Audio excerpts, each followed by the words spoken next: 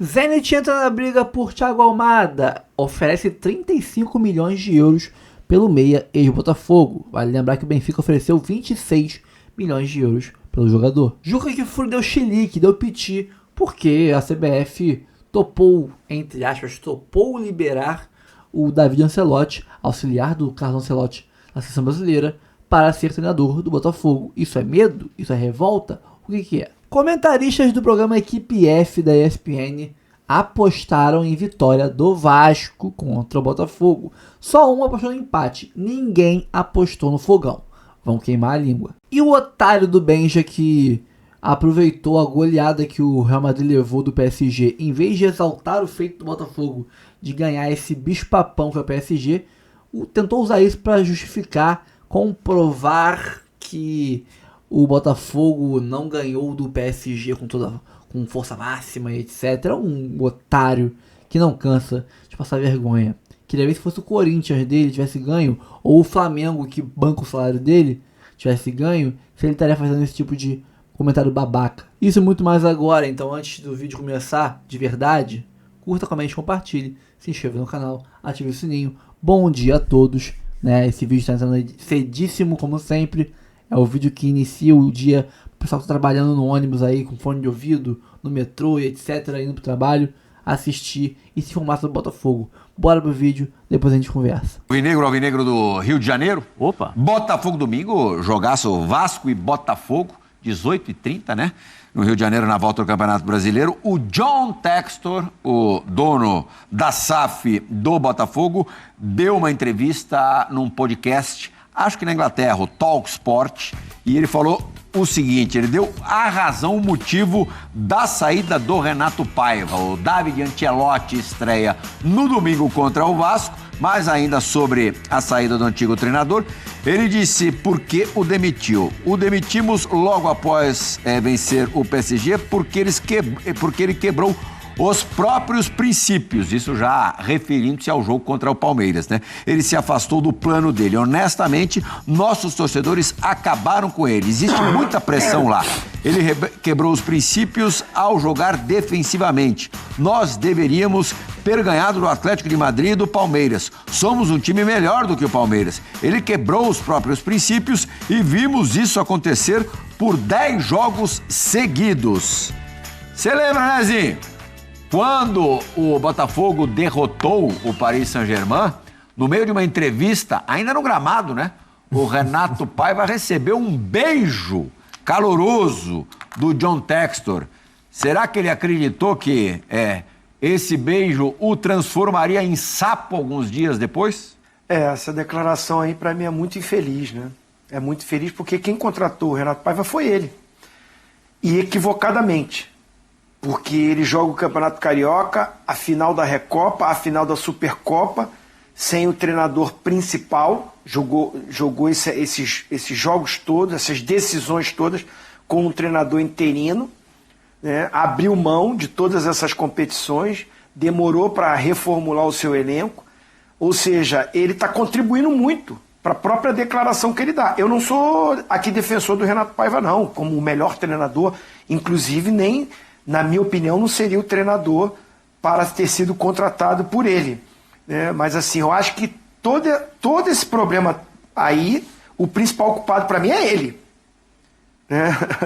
Assim, e já não concordo quando ele fala que o time do Botafogo é melhor do que o do Palmeiras. Eu não acho, e nem do que o Atlético de Madrid, né? Ele pelas surpresas que o futebol proporciona, esse esporte que é tão apaixonante, que faz com que um time inferior ganhe de um time que é o melhor do mundo. No caso do Paris Saint-Germain, independente de ter poupado jogador, se entrou com um time mesclado ou não, aquele time do Paris Saint-Germain que entrou em campo era melhor do que o do Botafogo. Então, assim, nessa hora o cara é o melhor treinador. Aí depois, quando ele perde outro jogo, ou seja, ele está sendo mais torcedor do que realmente um gestor, um cara que age com razão, né?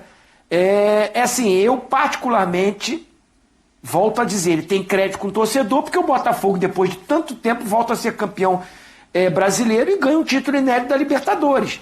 Mas isso não dá para o John Textor a isenção dele fazer o que ele quiser e tá tudo bem, tá tudo maravilhoso. Não, peraí, o título aconteceu, aplausos, mas esse insucesso nesse início de ano, ou nesse início de ano não, nós já estamos em julho, tá muito mais na conta dele do que dos jogadores e do treinador, que entrou, que saiu, tá muito na gestão dele. Então acho que assim, ele é muito responsável por isso tudo que ele tá falando aí. Eu gosto quando o dirigente diz que o torneio no início do ano não é relevante, mas eu não gosto quando o dirigente não usa esse torneio para que a equipe se prepare para os torneios relevantes. Porque você não pode desprezar 3 meses, 4 meses, a partir do momento que você pode usar o estadual como laboratório, usar jogadores da base, contratar um técnico, implementar ideias de jogo, vai enfrentar equipes mais fracas. A gente dá respaldo ao técnico para que ele faça o trabalho para que o time, na hora difícil, na hora do Campeonato Brasileiro, no mata-mata, nos jogos principais de Libertadores, no Mundial que o Botafogo jogou, para que o time estivesse pronto para lidar com as situações difíceis com alternativas de jogo. Eu concordo completamente com o John Textor quando ele fala sobre o plano de jogo contra o Palmeiras. Eu acho que ele tem o direito, como gestor, de gostar ou não gostar, de aprovar ou reprovar o trabalho do Renato Paiva. Só acho que essa justificativa de que vinha fazendo isso há 10 jogos, que ele não atendia aos planos, às ideias, ela só apareceu depois que o time foi eliminado pelo Palmeiras. Se isso aconteceu antes, acho que era uma questão de conversar com o técnico, de explicar o que ele espera do elenco, ouvir do técnico, que é o especialista de futebol, muito mais que o John Textor, do porquê de ele usar essa ideia de jogo, ter uma relação mais profissional que eu espero do SAF e menos passional, como costuma ser, ou política, que às vezes é a mais danosa e nociva, né, de todas, como a gente vê em muitos clubes com modelo associativo, porque é essa que geralmente apodrece os clubes em todas as situações. Então, acho, obviamente, que até agora a passagem do John Textor, a compra do John Textor do futebol do Botafogo para formar uma SAF, ela é muito positiva, mas acho que aqui a maneira como ele explica a troca de técnico não explica de fato a troca de técnico, mesmo ele querendo e achando, ou eu entendendo, que o Renato Paiva não seria o técnico ideal para o Botafogo em toda a temporada. Quantos jogos o Botafogo fez no Mundial?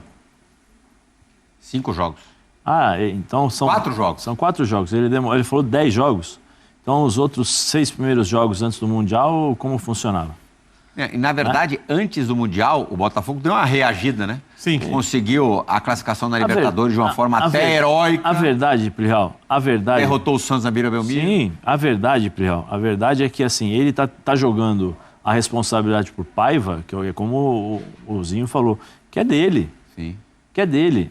O Birner trouxe aqui sobre a questão dos 3 meses e tal, só que é um ano especial. Você bate campeão brasileiro, você bate campeão da Libertadores. 6 meses, daqui 6 meses você tem um campeonato mundial.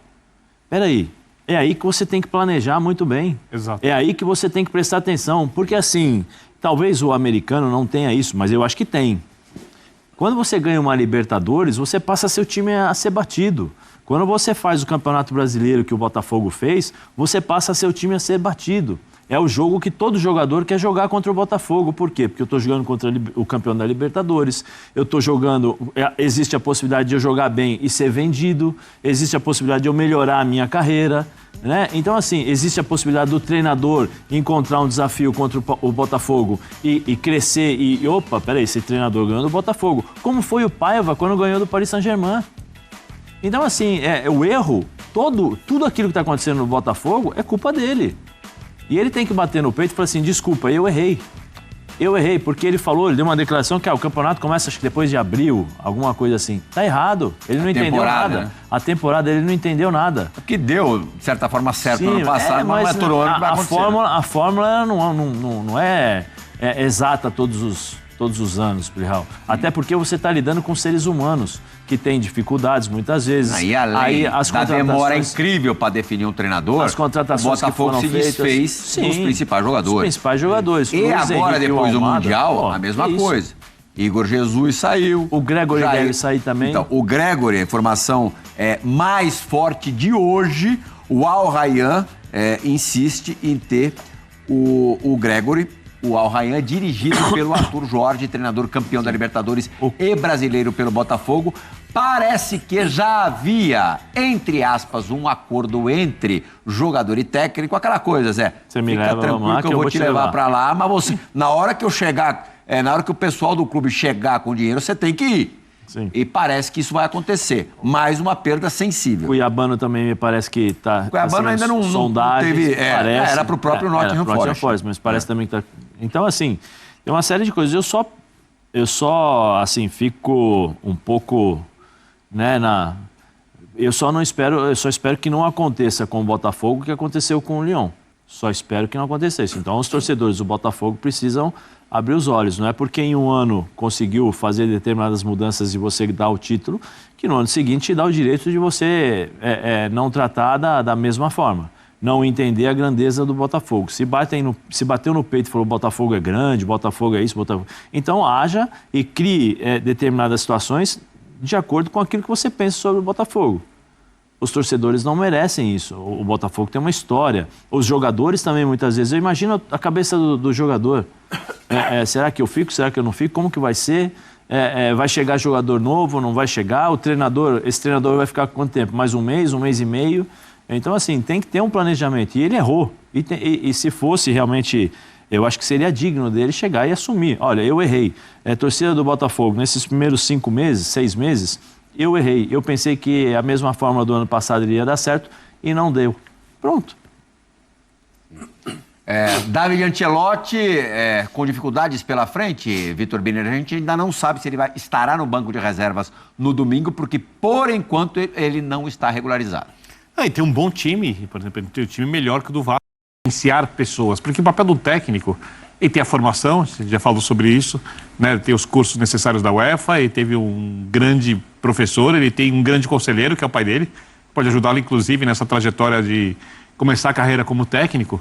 Então, para um técnico entender da parte, achar propostas de jogo, soluções para enfrentar os adversários, fazer valer os méritos e as virtudes dos seus jogadores é algo básico para quem pretende ser um grande técnico.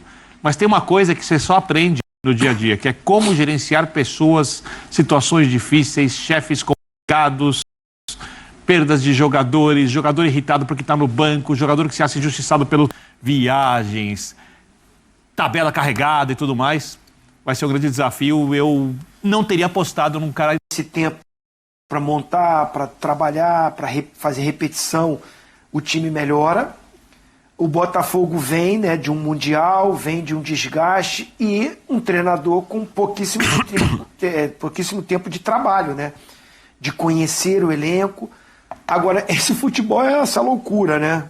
Eu acho que assim, o jogo é no Mané Garrincha, então torcedores bem divididos. Acho que o Vasco até com um número maior de torcedores do que o do Botafogo, no jogo lá em Brasília.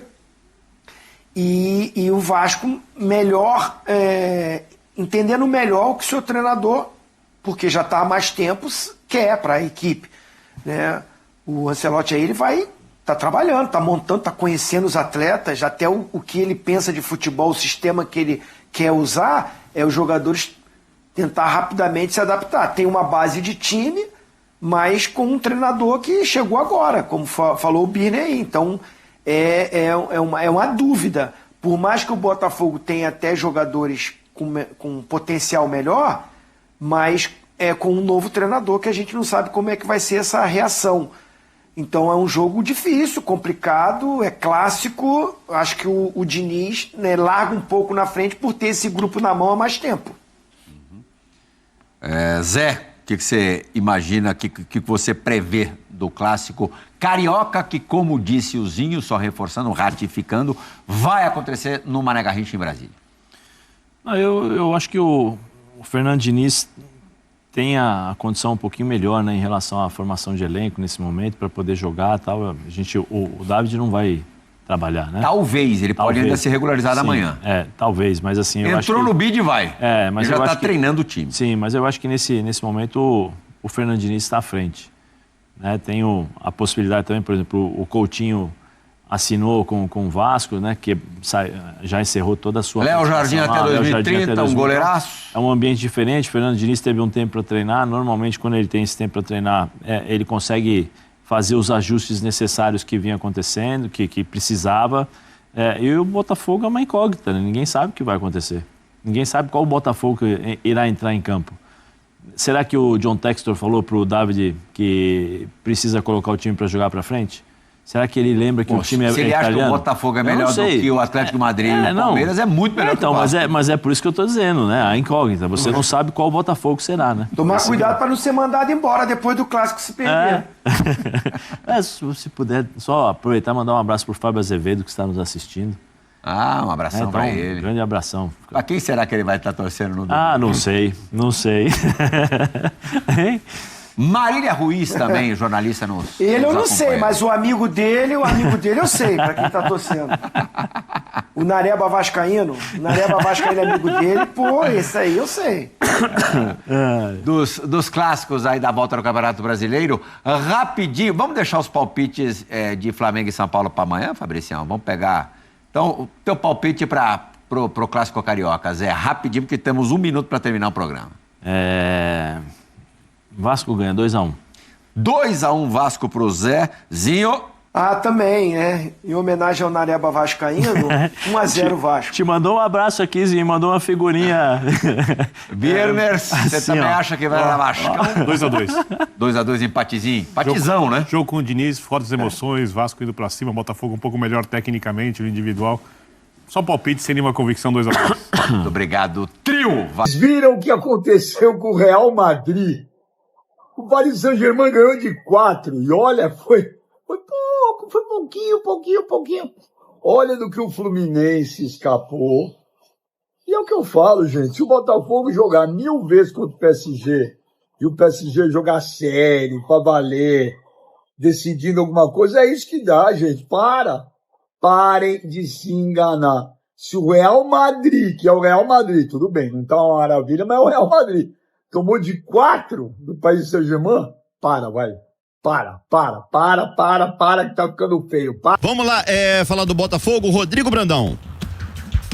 Beleza, Azevedo. E o técnico David Ancelotti vai comandar mais um treino lá no CT Lunier. O segundo desde que ele chegou ao clube. E hoje ele deve começar a montar o time para o clássico contra o Vasco, sábado pelo Campeonato Brasileiro, ainda sem saber se ele estará à beira do gramado. Ele depende da regularização do seu cadastro no BID da CBF. Se for regularizado a tempo, ele viaja com a delegação. Caso contrário, quem comanda a equipe à beira do gramado será o Cláudio Caçapa. Dentro das 4 linhas, o time segue trabalhando e fora dela também. A diretoria do Botafogo segue se movimentando em busca de reforços e ontem acertou a contratação de mais um para o restante da temporada. Trata-se do jovem colombiano Jordan Barreira, jogador de 19 anos, recém-completado. Ele vem do Júnior de Barranquilha e é tido como uma joia do futebol colombiano. Ele é cria do próprio Júnior, jogou cerca de 2 anos no time B da equipe colombiana e este ano veio para a equipe principal. Disputou boa parte dos jogos como titular, ganhando cada vez mais espaço. Ele é um meia que atua como um camisa 10, um jogador criativo,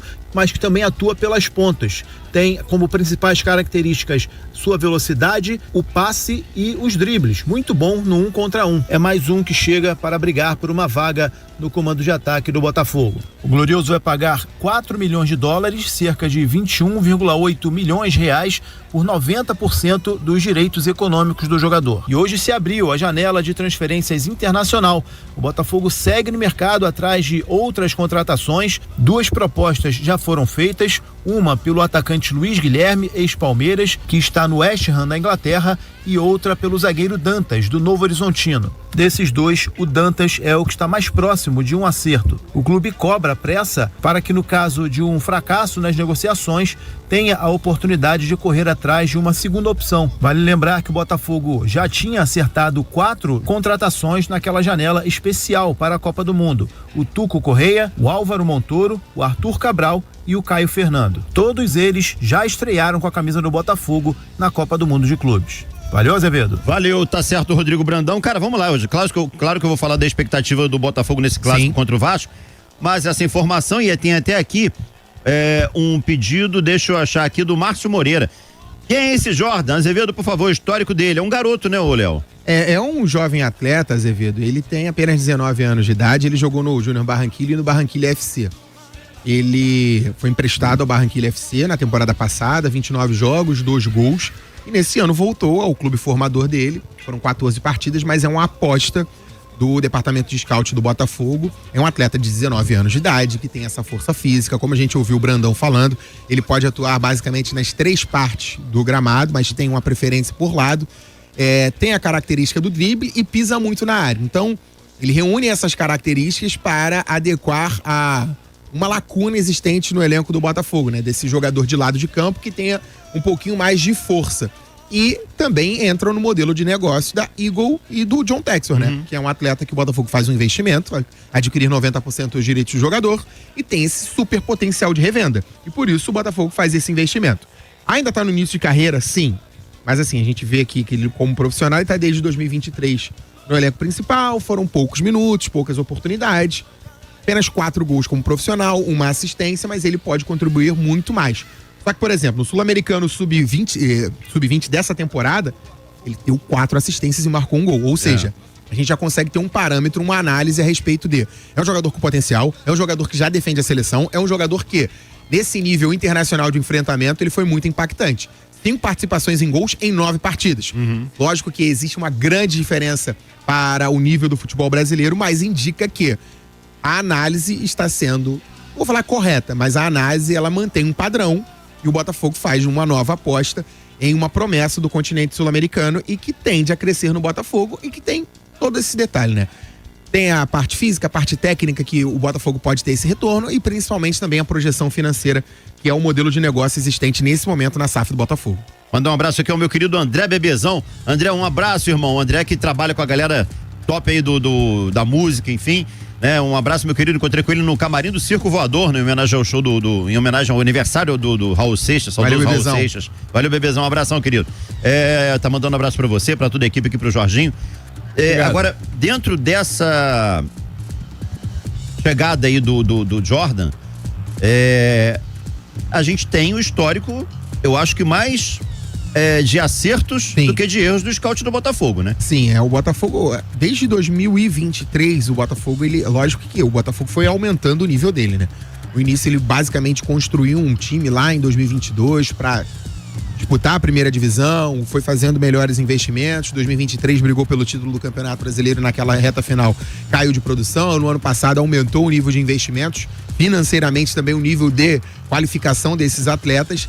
Esse ano eu acredito que aconteceu um erro, né? No início da temporada, mas um erro estrutural de planejamento, o erro de apostas e que proporcionou até essa situação vivida pelo Botafogo na Copa do Mundo de Clubes da FIFA, de olhar para o banco de reservas e os reforços não terem condições físicas e nem técnicas porque estavam voltando às atividades durante a disputa da Copa do Mundo, do Mundial.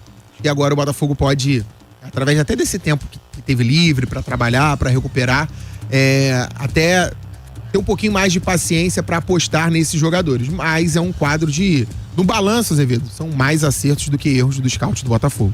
Deixa eu só fazer uma correção. Eu falei camarote do circo. Se tem uma coisa que o circo não tem, são esses lugares, né, de exclusão. O circo é um lugar democrático. Então não foi camarote, camarim, que eu quis dizer que eu encontrei com o Bebezão. Não normal camarote. Trocar camarote por camarim, né? Mas não é a mesma coisa, né? Vamos lá. Quero falar do clássico, porque, cara, você tem um time que teve um tempo para trabalhar com o Fernando Diniz, como a gente falou aqui anteriormente, e tem um time que tá voltando de um Mundial de Clubes. Dá pra ter algum prognóstico de favoritismo ou você acha que é impossível? Mas é difícil falar de protagonismo, favoritismo, Azevedo, porque quando a gente fala que um time vai ser favorito ou tem essa inclinação a isso, o torcedor acha que você tá torcendo pra esse time ou que ele vai ganhar de fato.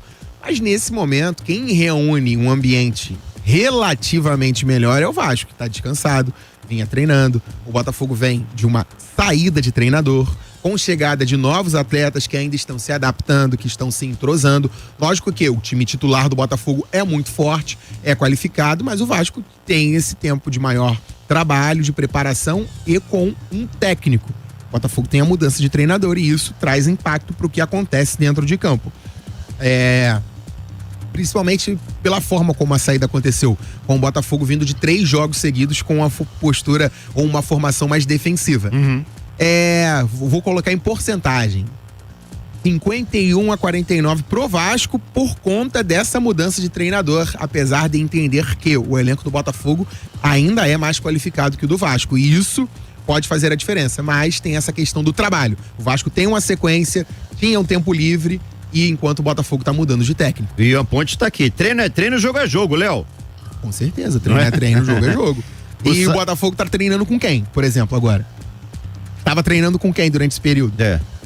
E o Botafogo volta com força para as pautas dos programas esportivos. Por que será, hein? E me contaram que até os clubistas da mídia esportiva se renderam ao Botafogo.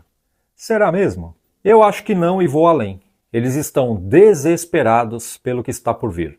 E nesse vídeo eu vou entrar nesse assunto que já está repercutindo muito na internet. Eu vou falar também sobre um nome que foi ventilado para ser o centroavante do Botafogo. E eu já adianto que se o John Textor fizer isso, ele vai perder dinheiro e vai correr perigo. E eu vou explicar o porquê. E dá uma olhada nessa imagem que está na tela. Saiba que essa imagem é o motivo de todo esse alvoroço que está rolando na mídia esportiva. PSG é um dos finalistas do Super Mundial e atualmente é o bicho-papão do mundo da bola. Sim, o melhor time do mundo. Só perdeu para o Botafogo, só tomou gol do Botafogo. É ou não é? Uma coisa incrível. E aí eu comecei a observar o comportamento da imprensa esportiva, sobretudo do núcleo clubista e bairrista, desses que enchem a bola do Flamengo, do Palmeiras, e do nada eles mudaram da água para o vinho e resolveram reconhecer o êxito do Botafogo em atropelar o rolo compressor do futebol mundial, que é o tal de PSG. Os caras estão tudo alvoroçados. Nossa, o Botafogo ganhou mesmo do PSG? Foi o único. Que orgulho do futebol brasileiro. Botafoguenses, não caiam nessa. Não caiam nessa. Sabe o que está por trás disso tudo? Eu vou te explicar. Eles só estão tentando tirar o peso dos exageros e das besteiras que eles disseram para não ficarem conhecidos como péssimos profissionais, clubistas, bairristas, torcedores com microfone na boca. E isso pesa muito para o cara que é formado, graduado, né?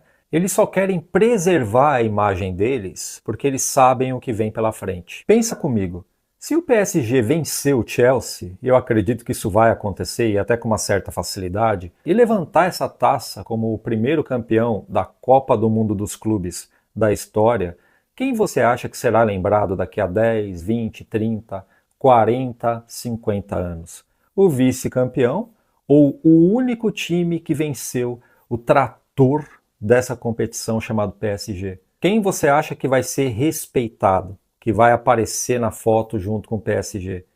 Camarada, o Botafogo, ele não carimbou a faixa do PSG, ele urinou na faixa do PSG.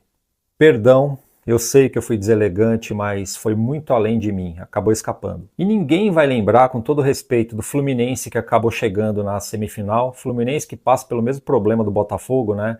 É um clube que é escanteado por esses clubistas aí, mas com méritos chegaram na semifinal, mas não será lembrado. O Flamengo tão pouco, o Palmeiras muito menos. E é por esse feito marcante que vai ficar para a história que eu digo com toda certeza que o Botafogo foi o melhor clube brasileiro nessa competição. Entendeu o motivo desses caras estarem tentando limpar a própria barra? É porque ninguém quer ser lembrado como o chatão do rolê. Só que tem um pequeno detalhe. Bem lá no fundo, eles estão tudo torcendo por Chelsea vencer o PSG e levantar essa taça aí. Por duas coisas. Primeiro, não foi só o Botafogo que ganhou do PSG. O Chelsea também ganhou e levantou a taça no final. Segundo, quem ganhou do Chelsea? O Flamengo. Vamos colocar o Flamengo lá no alto. Você já imaginou o inferno que vai acontecer? É capaz até de inventarem uma taça e dar para o Flamengo. Mas como eu acredito fielmente na vitória do PSG, e se bobear nem gol eles vão tomar, né? Eu já deixo aqui os meus parabéns para o Botafogo e também para o Igor Jesus, que vai ter o seu nome tatuado na história.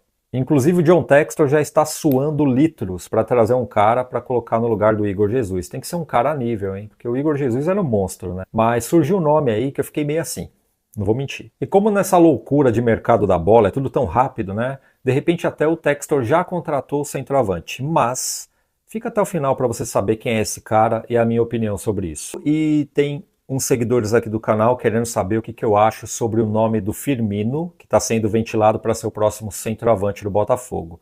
Vamos lá. Eu sei que é difícil porque o Firmino é um baita jogador, né? Ele é um cara de muita qualidade, eu sei.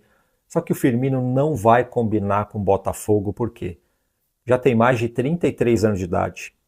Faz muito tempo que saiu do futebol brasileiro. Vai chegar querendo ganhar rios de dinheiro e de repente ele chega para ser apenas mais um.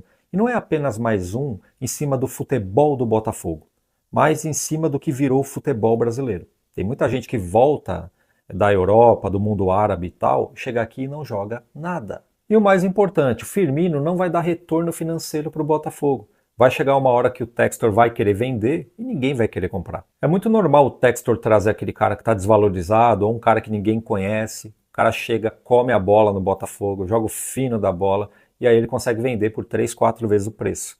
Não vai dar para fazer isso com o Firmino. Quem adora fazer esse tipo de negócio é o meu São Paulo. Eu vou citar os exemplos mais recentes aí. Lucas Moura e Oscar. O Lucas Moura jogou 13 partidas nessa temporada e o Oscar 18. Por quê? Porque vive se machucando. O Lucas Moura e o Oscar juntos ganham quase 4 milhões de reais, se juntar o salário de um e de outro. É muita coisa. E é por causa desse tipo de negócio que o São Paulo está quebrando financeiramente. Por isso que eu não acredito que o Textor vai fazer esse tipo de negócio, porque a mentalidade dele é outra coisa. Juca Kfouri mostra cartão vermelho a presidente da CBF por liberar David Ancelotti para o Botafogo. Escárnio, várzea. Vamos ver qual foi a choradeira do Juca Kfouri.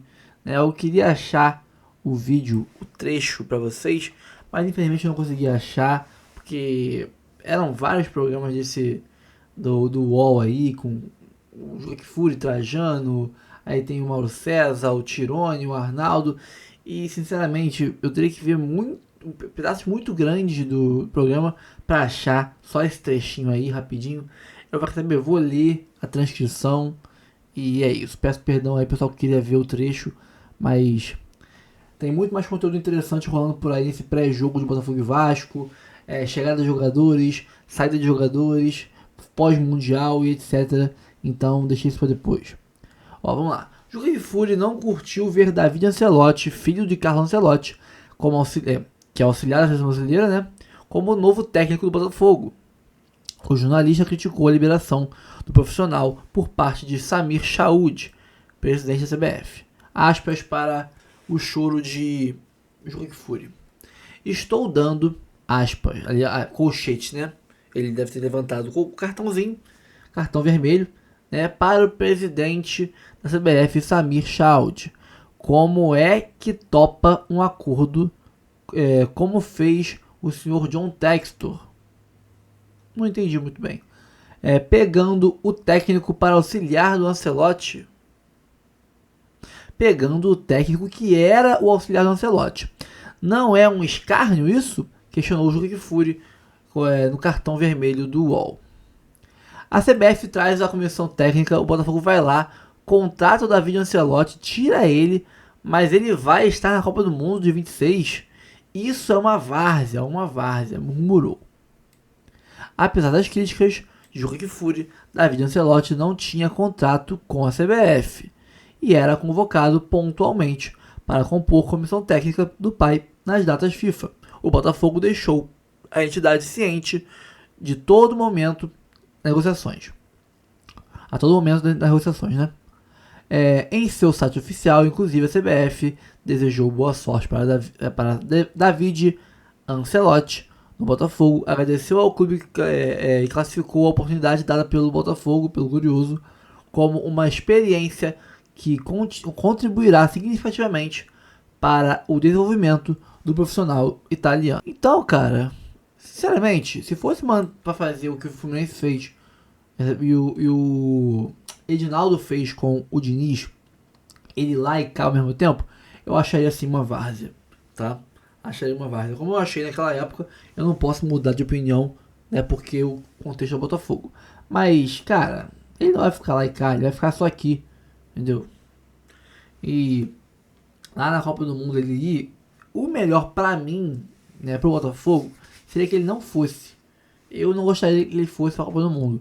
Mas é só ano que vem, depois de um ano, vai parar o Brasileirão, então é outra história. Mas eu acho que ele poderia aproveitar ano que vem, caso ainda estiver aqui, né? Pode ser que ele faça um primeiro semestre de trabalho do Botafogo, né? Segundo semestre de temporada, Botafogo brilhante, destrua, ganhe títulos e vai embora no final do ano. Pague a multa e ele vai embora. Pode acontecer. Mas caso ele esteja aqui em junho do ano que vem, né? Eu preferia que ele ficasse aqui, aproveitasse esse um mês e pouco de paralisação do Brasileirão, Copa do Brasil, etc., para treinar o time, deixar o time mais encaixado ainda e brigar por tudo no segundo semestre do ano que vem. Mas, se o contexto é esse, pelo menos é dos males o menor. E agora é o Zenit que está interessado aí, está na briga com o Benfica e oferece 35 milhões de euros por Thiago Almada, ex-Botafogo. É porque está no Lyon, né? Mas ele é um cara que ainda é vinculado ao Botafogo, né? Lembrando que antes das janelas abrirem, lá atrás já tinha existido informações de que o Atlético de Madrid se interessava pelo Almada, só que não fechou proposta oficial nenhuma, diferente de Benfica e Zenit. Também que era o Milan, não era o Milan, era a Inter de Milão. A Inter de Milão também estava de olho no Almada, só que nem Inter nem Atlético de Madrid fizeram propostas. Zenit e Benfica fizeram. Vamos ler aqui a matéria.